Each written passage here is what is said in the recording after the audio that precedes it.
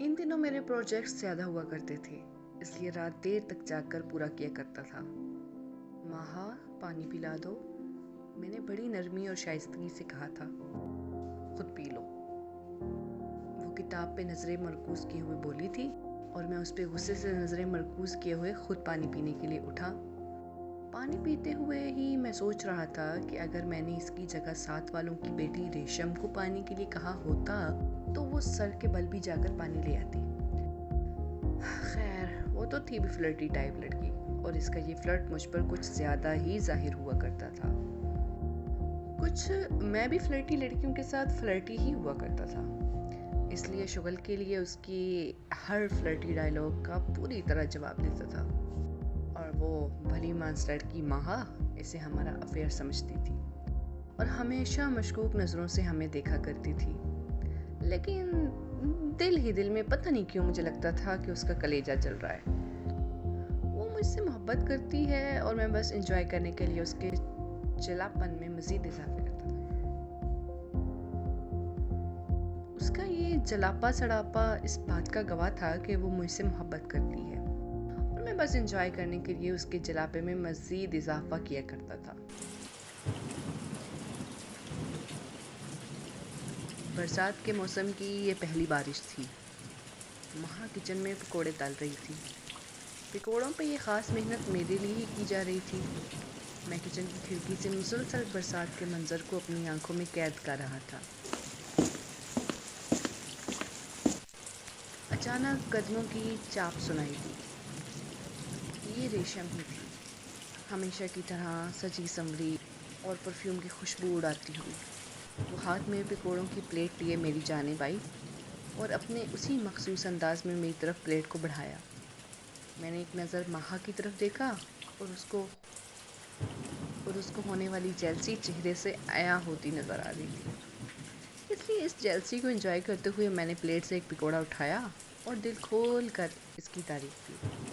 रेशम की, वो माहा जलकर कोयला हो रही थी और रेशम के तो पाँव ही ज़मीन पर नहीं टिक रहे थे। रेशम के साथ मेरी कुछ देर की खुशगपियाँ सुनकर वो चंद ही लम्हों बाद पकोड़े यूं ही कढ़ाई में छोड़कर दड़म दड़म करती किचन से बाहर चली गई।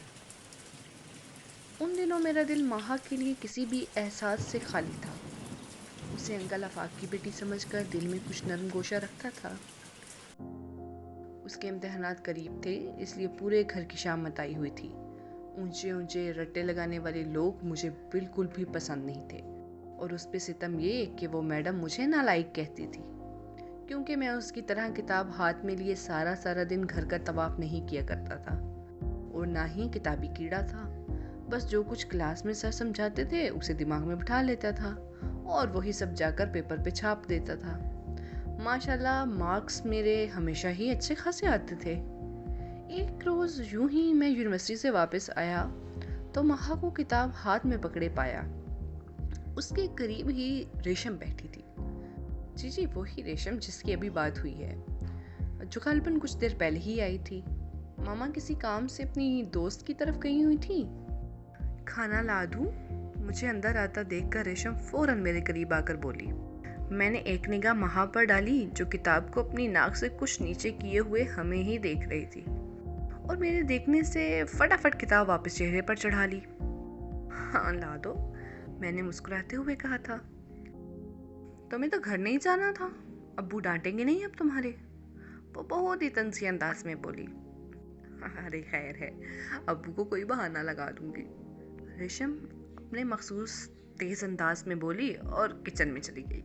लेकिन महा काफ़ी देर उसे घूरते हुए देखती रही और मैं मुस्कुरा कर ये सब एंजॉय करता रहा।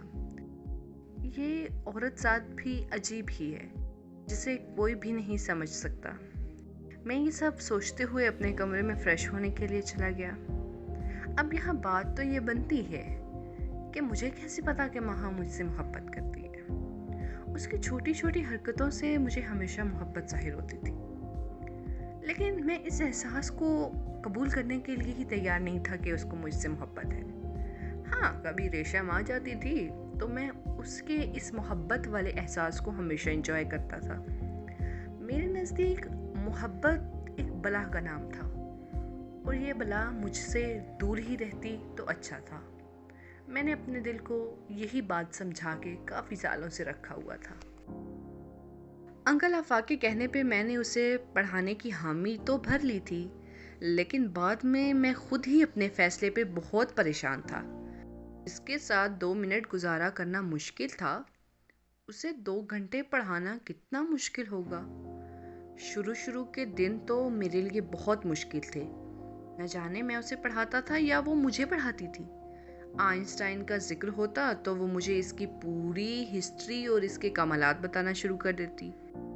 Newton, Morgan, Ohm, Marconi, James Watt, Charles Boyle, Thomas, Rutherford, Henry, Jabir bin Hayyan, Abu Ali Sina, Sikandar आजम, अरस्तु, मिर्ज़ा गालिब, मीर तकी, मीर ख्वाजा, मीर ज़ोक और सर सैयद गर्ज, हर एक को। और न जाने कितनी बड़ी लिस्ट थी उसकी। मैं ये सब बहुत मुश्किल से सुनता था और अक्सर उसे डांट भी देता था और वो सहम कर बैठ जाती थी। लेकिन मैं चंद ही दिन ये सब बर्दाश्त कर सका। फिर अंकल आफाक के सामने जाकर अपने इम्तिहानात का बहाना बनाकर सारे हथियार डाल दिए। चंद दिनों बाद अंकल आफाक की बहन का बेटा ऑस्ट्रेलिया से आया था। पाकिस्तान देखने के शौक ने उसे यहाँ आने पर मजबूर किया, वरना इससे पहले आंटी आफिया और अंकल इब्राहिम ही कभी कभार चंद दिनों के लिए पाकिस्तान आ जाया करते थे। दानिश से मेरी मुलाकात बस बचपन में 1 या 2 बार ही हुई थी।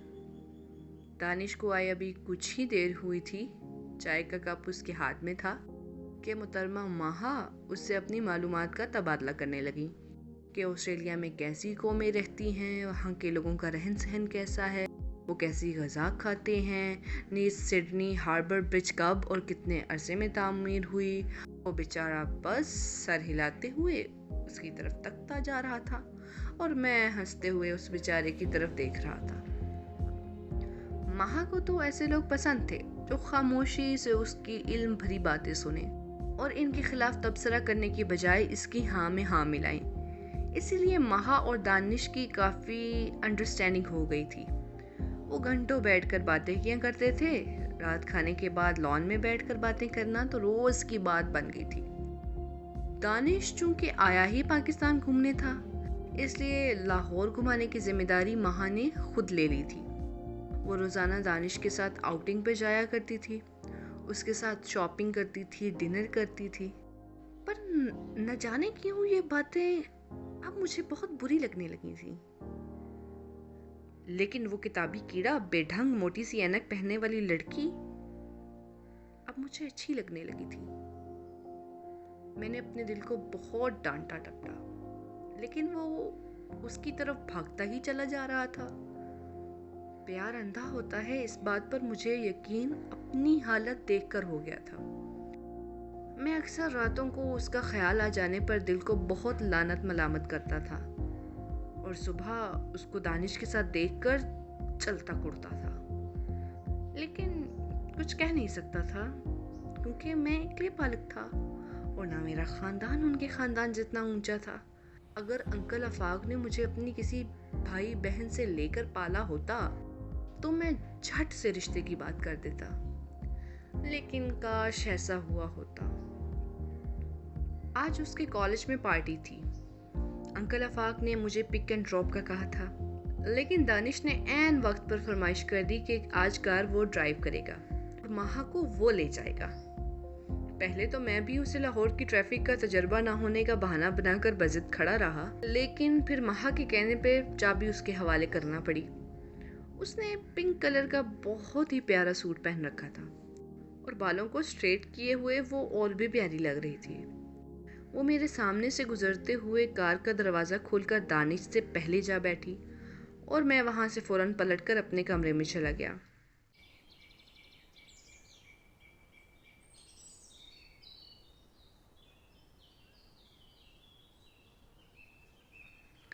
शाम हल्की हल्की बारिश हो रही थी और मैं अपने कमरे की खिड़की में खड़ा था जब गाड़ी की आवाज़ से मैं अपने ख्यालों के झुरमुट से बाहर निकला। माहा और दानिश वापस आ चुके थे। दोनों बहुत खुशगवार मूड में थे। ये देखते ही मैं तैश में आ गया। ये सब कुछ मेरे लिए बिल्कुल ही काबिल बर्दाश्त नहीं हो रहा था। इसलिए अब दिल में पक्का इरादा कर लिया था कि कल सुबह होते ही मैं मामा से इस बारे में बात करूंगा। अगली सुबह दानिश ने वापस ऑस्ट्रेलिया जाना था। ये सब जानते हुए भी मैं नीचे उसे सी ऑफ करने नहीं गया और बुखार का बहाना बनाकर अपने कमरे को लॉक लगाकर लेटा रहा। कुछ ही देर बाद एक मुलाजमा से उसके जाने की खबर दरियाफ्त करके मैं फौरन नीचे आया। मामा को इत्मीनान से अपने पास बिठाकर बात करना शुरू की तो डर भी बहुत रहा था मैं कि मेरी इस बात के बाद मामा का रिएक्शन पता नहीं क्या होगा। लेकिन मेरे लिए वो वक्त बहुत ही तसल्ली बख्श साबित हुआ जब मामा ने मुस्कुराकर मेरे सर पर अपना हाथ फेरा और कहा कि वो आज रात ही अंकल आफाक से ये बात करेंगी। और वो तमाम रात मैंने बड़ी बेचैनी से गुजारी थी। अगली सुबह होते ही मैंने यूनिवर्सिटी के लिए जल्दी फरार होना ज़रूरी समझा। जब घर वापस आया तो मेरा दिल बहुत घबरा रहा था। खुदा जाने अंकल आफाक का रिएक्शन क्या होगा। शायद मुझे डांट दें या ताना दें या कोई बात करे। दिल बहुत घबरा रहा था। उन्हें लॉन में बैठा देखकर मेरे हाथ पांव फूल रहे थे। सांसें थी कि वह तेजी से चल रही थी। लेकिन जब उन्होंने मुझे अपने पास बुलाकर मेरे कंधे पर थपकी दी तो मेरी जान में जान आई। उनका यह रवैया जाहिर करता था कि वो इस रिश्ते के लिए राजी थे, पर माँ की मर्जी जानना भी जरूरी था और ये काम मामा को सर अंजाम देना था। बात करने पर मालूम हुआ कि माँ इस रिश्ते से इनकार कर रही है, इसलिए अब इनकार की वजह जानना मेरे लिए बेहद जरूरी था। रात को उसे लॉन में अकेला पाकर मैं भी वहीं चला गया। मेरे कदमों की आहट सुनकर वो चौंक गई और उठकर जाने लगी वहां से। मैंने उसका हाथ थामकर उसे वहीं रोक लिया। मैंने सुना है तुमने रिश्ते से इनकार किया है, क्या मैं इनकार की वजह जान सकता हूँ? मैंने उसकी आंखों में गौर से देखा तो जान पाया कि वो रो भी रही थी। तुमने चक्कर रेशम के साथ चलाया और जब मैं कुछ बदली तो तुम्हें मैं पसंद आने लगी।